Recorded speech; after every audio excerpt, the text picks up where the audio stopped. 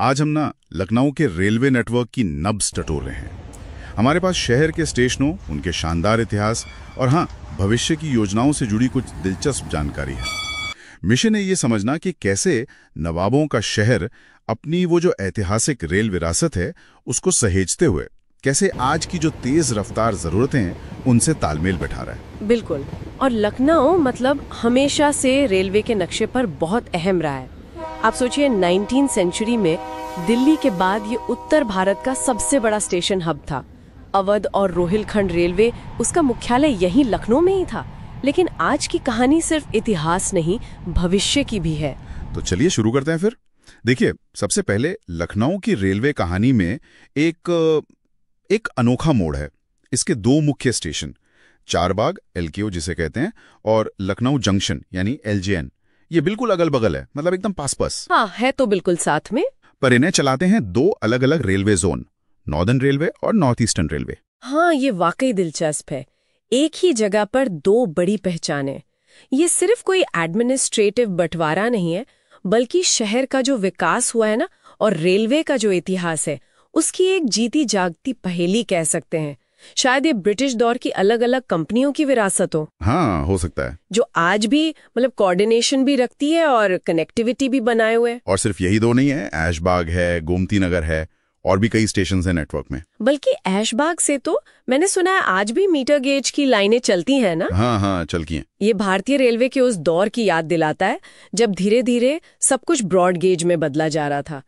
ये लाइनें अब तेजी से कम हो रही हैं, तो लखनऊ में इनका होना एक तरह से गुजरे जमाने की निशानी है। अच्छा, अब आते हैं चारबाग पर। अरे वाह, इसे तो भारत के सबसे खूबसूरत स्टेशनों में गिनते हैं। 1914 में नींव पड़ी, 1923 में तैयार हुआ और उस जमाने में 70 लाख रुपए लगे थे।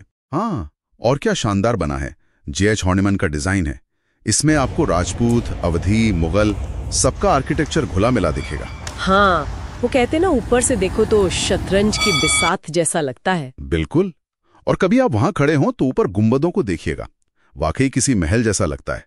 और ये भी कहते हैं कि इसकी इंजीनियरिंग ऐसी कमाल की है कि पोर्च में खड़े हो जाएं तो ट्रेनों का शोर अंदर उतना नहीं आता। कमाल है। और ये सिर्फ ईंट पत्थर की इमारत नहीं है, ये तो इतिहास का गवाह भी है। यहीं पर वो मशहूर मुलाकात हुई थी 1916 में, है ना? बिल्कुल, 26 दिसंबर 1916 महात्मा गांधी और जवाहरलाल नेहरू पहली बार यहीं मिले थे। और एक और दिलचस्प कहानी है।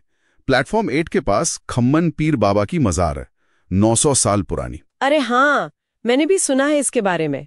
कहते हैं अंग्रेज इसे हटाना चाहते थे, पर लोगों की आस्था इतनी थी कि इसे छोड़ दिया।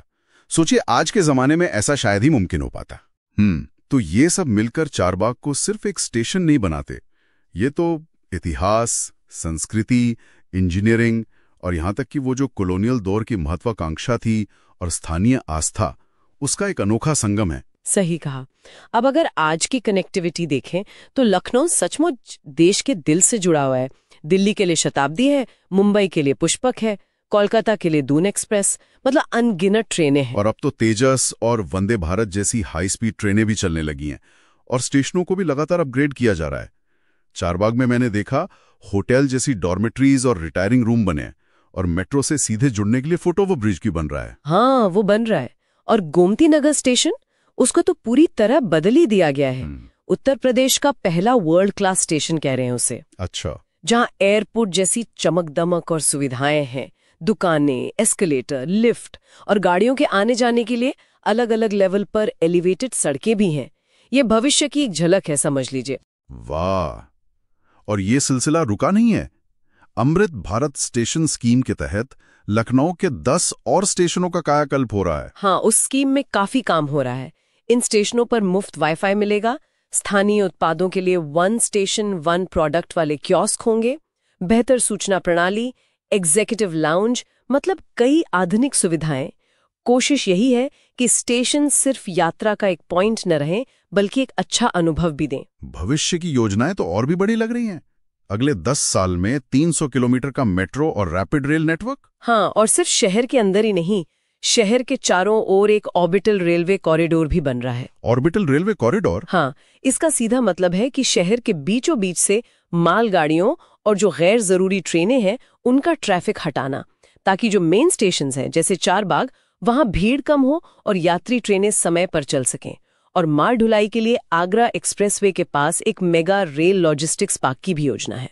अच्छा, तो ये सब मिलकर लखनऊ को एक तरह का मल्टी मॉडल ट्रांसपोर्ट हब बनाने की तरफ इशारा कर रहा है, जहां रेल, मेट्रो, बसें सब एक साथ एक सिस्टम में काम करेंगी। बिल्कुल।